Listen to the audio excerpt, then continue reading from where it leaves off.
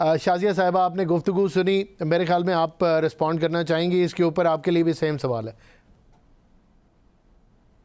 मैं सबसे पहले तो ये कहना चाहूंगी और मानना चाहूंगी कि जी बहुत सीनियर दो लोग बैठे हुए हैं जी और उनकी बात के आगे कोई और बात जो है वो नहीं हो सकती। उनका तजर्बा ज्यादा है, जी उनकी समझ ज्यादा है, वो चीजों को बहुत अंदर से जानते हैं। जी लेकिन मेरी इन चीजों के बारे में अंडरस्टैंडिंग जितनी भी है वो यही है कि अगर हम इनसे बातचीत, तो देखिए हम हैं जो इनको दोहा पे लेके गए, कोई नहीं कह रहा कि इनसे बातचीत नहीं करनी चाहिए। ठीक है। हम इनसे बातचीत करेंगे, ये फिर कहेंगे अपना बॉर्डर जो है वो आप नरम करें। शराइत तो इनकी वही है, हमें स्मगलिंग जो है उसको बिल्कुल वो रास्ता खोल दें।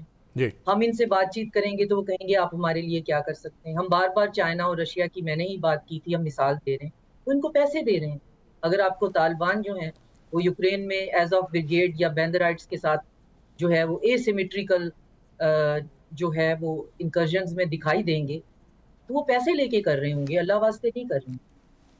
मेरी अंडरस्टैंडिंग ये है कि हम यहाँ पे एक गलती ये कर जाते हैं जब हम ये समझते हैं कि तालिबान के शायद कोई लॉन्ग टर्म गोल हैं, वो एक नेशन बिल्डिंग के मिशन पे हैं और उन्होंने एक मुल्क बनाना है और बचाना है, और उनसे बैठकर बात की जा सकती है कि आइए, आपने एक मुल्क बनाना है, आपने एक नेशन बिल्डिंग करनी है, हम एक नेशन हैं, तो हम को एग्जिस्ट करते हैं। मेरा दुरुस्त। नहीं ख्याल कि उनका ये मिशन है या वो ऐसा कर रहे हैं।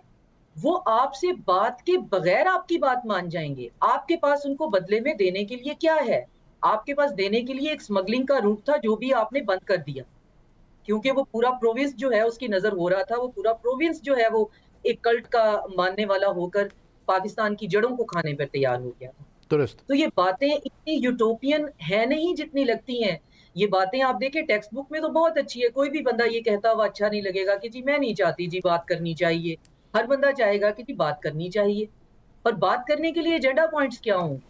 तालिबान वहां पर अपनी एग्जिस्टेंस की वॉर जो है वो लड़ रहे हैं और अपनी दिहाड़ी लगा रहे हैं। हफ्ते के जितने पैसे उनको जहां से मिलते हैं वो ले रहे हैं। इस हकीकत को हम जिस दिन मान जाएंगे उस दिन हमें समझ आ जाएगी, और मेरा ख्याल है कि जनरल साहब इस बात से जरूर एग्री करेंगे कि वॉर ऑन टेरर और पिछली और जितनी भी वॉर्स इनके साथ हुई हैं, कोई भी इन्होंने अल्लाह वास्ते या जहाद के नाम पे नहीं की।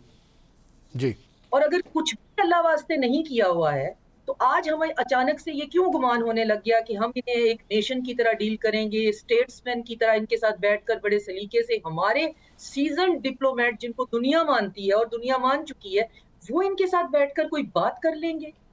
इनके साथ हम तुर्की में बैठे 18 घंटे बात हुई, तो हर जो वहां पे मौजूद थे लोग, उनका कहना था कि जी हर 1 घंटे के बाद तो ये बाहर जाके किसी से कॉल करते थे।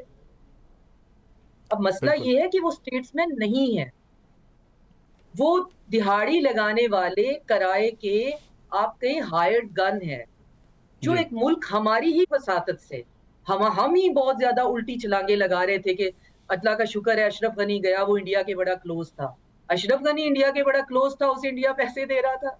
तो अब ये इंडिया के बहुत क्लोज है, इसे इंडिया पैसे दे रहा है। हमें एक मसले का हल जो है इस पूरे रीजन को ये समझाना पड़ेगा कि आप जिसको भी मसला हो रहा है, आप पैसे देकर इस मसले का हल निकलवा रहे हैं। हम अपने बच्चों की लाशें उठा रहे हैं बिल्कुल। और पैसे इनको मुस्तकिल देने हैं, तो फिर इनको मुस्तकिल हुकूमत बनने की भी थोड़ी सी ट्रेनिंग दे दें। इनसे बात आप नहीं करने पे तैयार थे, हम थे जो इनके सबसे बड़े चैंपियन थे। जब ये शुरू शुरू में आए थे, मैं मीडिया पे बैठ के कह रही थी जी तालिबान हमारे साथ चलेंगे, बिल्कुल अशरफ गनी शुक्र है उससे जान छूट गई। यहाँ पे शुक्र है वाली बात ही नहीं थी। यहाँ पे एटीएम मशीन है, किसके पास है, और कार्ड किसके पास है? जी, आपका जहां से पॉइंट आएगा वो बिल्कुल। इनसे बात कर ले।